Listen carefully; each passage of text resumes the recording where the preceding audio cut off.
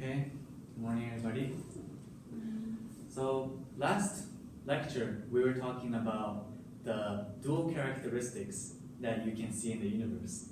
The yin and yang, the internal and external, and how all the universe originated from Creator, God, who also contains the same component. And God is the harmonious union between the dual characteristics that we have mentioned. Now, in this lecture, we'll move on to explaining the structure that God has created in order to fulfill the purpose He wanted to fulfill in the creation. So the title of today's lecture is going to be Universal Prime Energy, Give and Take Action, and Four-Position Foundation. First of all, we all need energy to exist. Every entity in the world that you see must exist with energy. God also is the same. God must have energy to exist. Thus, God has a fundamental energy that allows Himself to exist. And we call this energy the universal prime energy. This universal prime energy is the fundamental force that allows God to exist on its own as a creator, being an absolute being, and also being an eternal being that exists forever, eternally. So this is the fundamental energy of all life, all entity in the universe. Because when we look at all the reciprocal relationship that happens in the world, we can consider them as an interaction between subject and object partner, as we have discussed in the last section. The reciprocal relationship between the subject partner and the object partner allows reproduction, multiplication, and also action.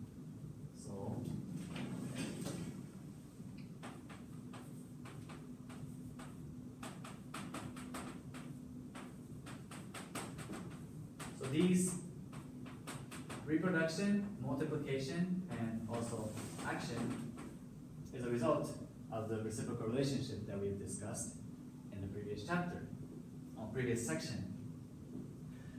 The interaction, this action itself, is also called the give and take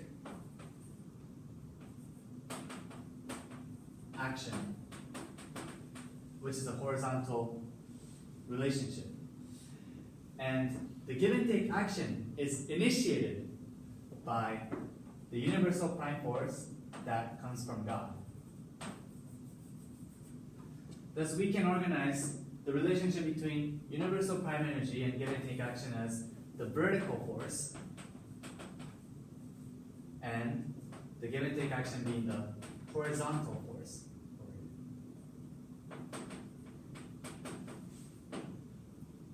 Which becomes the fundamental for all beings' give and take action and reciprocal relationship. So I would like to give you several examples that demonstrates this relationship by looking at the universe again. When we look at the atomic realm, we can see proton and electron coming together to form an atom. We look at plants, we see stamen and pistil, giving and receiving in order to multiply.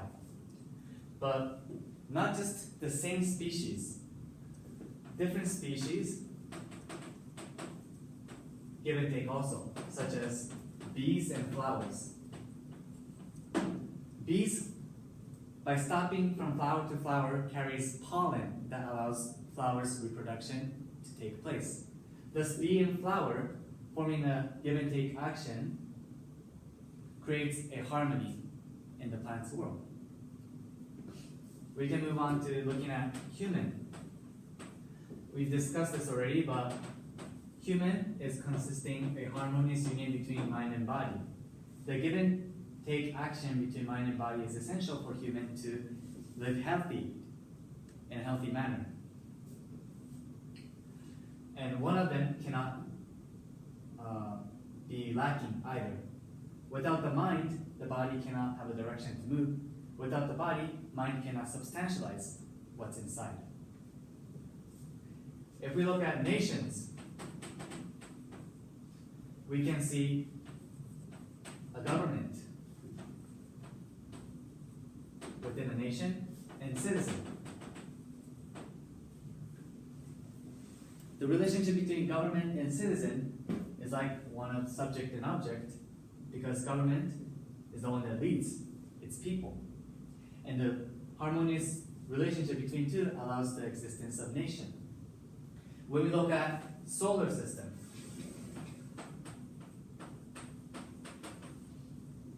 we see the sun and the planets. Planets revolves around the sun. So this subject and object partner forming a union or give and take action allows the existence of solar system. And all of these, the important part of this is that all of these actions are initiated from the universal prime energy. It all starts from God's original energy that allows the relationship to occur. And all these relationships is based on common base. The subject and object partner all must have a common direction or common goal that they want to achieve in order to make the give and take action a successful one. We already mentioned here that sun and planet have the same goal of creating the solar system. Mind and body, making a healthy human body, or to allow humans to live in a healthy manner. Bees and flowers to coexist, plants, stem and pistil to allow plants to multiply. So that are the common base becomes the common bond between these two entities. So I want to relate this give and take action, this concept of give and take action, to a concept called functions of conscience.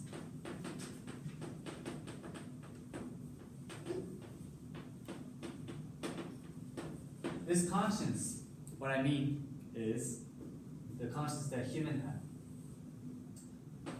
We've discussed in the previous, even in the introduction, we discussed that mind of human tends to have a contradiction between evil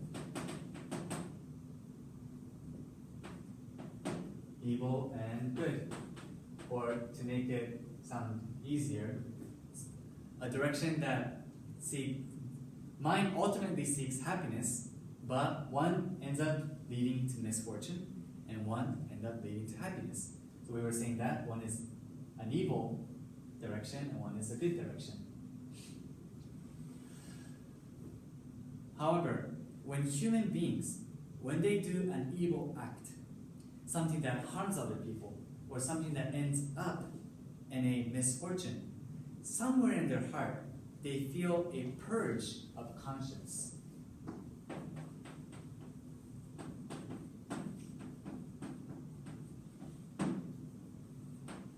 Which is like a work that is done to your mind saying, don't do that. That's not right. But you don't know where it's coming from. But we discussed that all forces are formed through give and take action. So this purge of conscience must come from somewhere. It must come from certain give and take action that's allowing this purge of conscience to occur. Thus, we can say that mind is giving and receiving with God. However, due to the fall, this relationship is obstructed. our mind has two owners, one being God and other being Satan. This is a result of human fall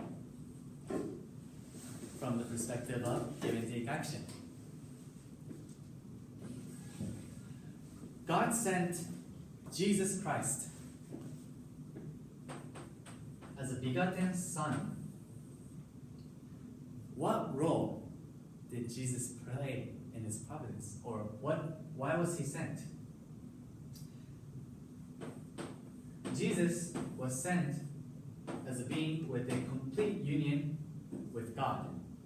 No contradiction of good and evil. That is why when human beings accept Jesus, human being relating with Jesus, human being resonating with Jesus, allows human being to understand God and come back to God. That is why Jesus is called the mediator. Jesus himself in the Bible mentioned that he is the way of path. He is the way, the path, the truth, and life. Christianity is a religion of love and sacrifice. Love and sacrifice. The reason is because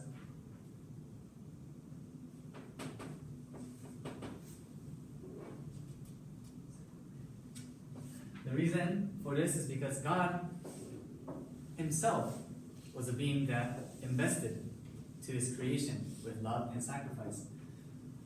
Jesus being the embodiment of God that demonstrated this love and sacrifice have called upon human being to follow his way in several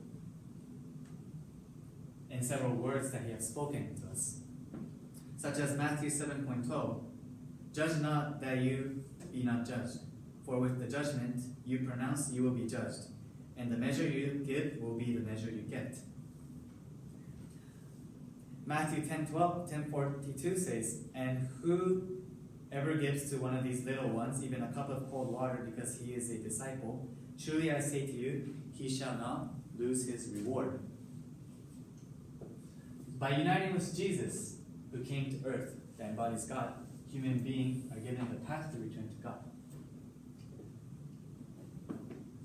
So now I want to move to a concept that relates this universal prime energy and give and take action to a realm of family.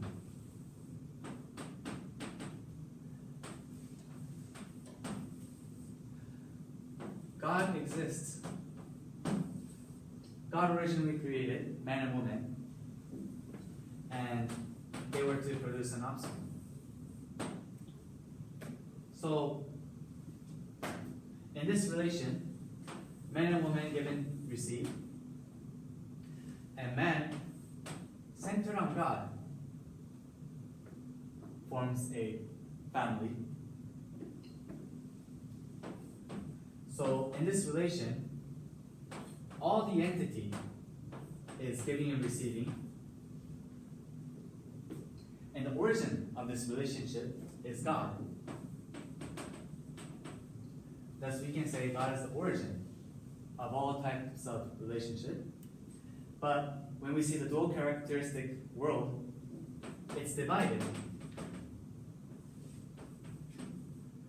But this division does not happen because it needs to be separated, but to come back into union again. So this family, starting from God, man and woman unites to form a child that comes as a new entity with a new embodiment, new characteristic, which we mentioned the individual embodiments of truth. This whole process is called origin, division, and union action. This is the fundamental of God's creating process. Now, in this family, we can see that each entity, there's 4 entities, and each entity has 3 object partners to give and receive with.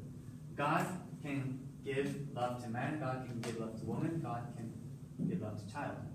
But at the same time, God can receive love from man, God can receive love from woman, and also the child. And same goes with the man. The man can give love to God, can give love to woman and child, and vice versa. So in this relationship, there's always a rotation, reciprocation of love that's going on, which allows entities to continuously give energy, receive energy, give energy, receive energy. This structure allows every existent being to feel joy, to feel energy by being in this structure. This structure is called the concept that each entity can have 3 object partner to give and receive with. We call it the 3 objective purpose.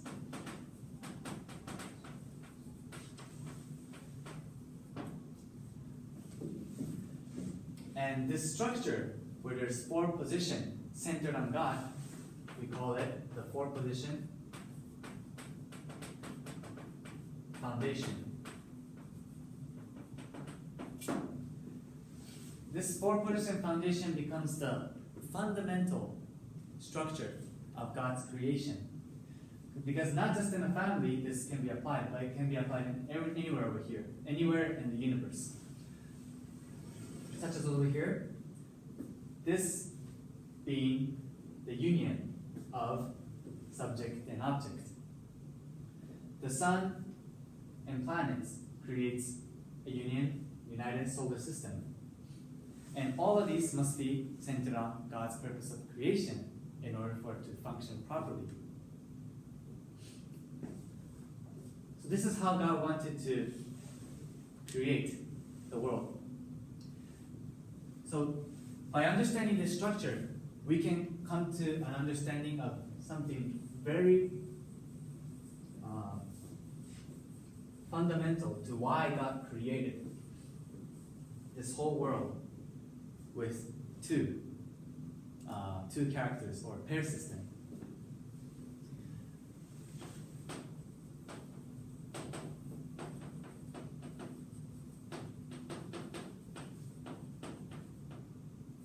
This is because for all entity to exist, it must continue to give and receive. Nothing can go on forever in a straight line. But if you give and receive, it can continue to rotate, give energy, receive energy, give energy, receive energy. It's eternal.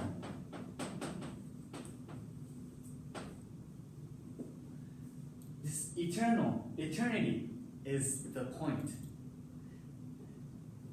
The 4 position foundation allows every entity to eternally receive, give and receive, which allows them to eternally exist, eternally multiply, and eternally act. So we come to an understanding that God also, within himself, does a give and take action among his masculinity, femininity, internal and external, ultimately so that he also can give and receive with human being who becomes his absolute object partner. So human beings were created to become an absolute object partner that give and receive with God eternally also. So to conclude this whole lecture, God is a being of love that wanted to share joy with human beings. So with that understanding, I would like to conclude this lecture, and next week will be about the purpose of creation. Thank you so much.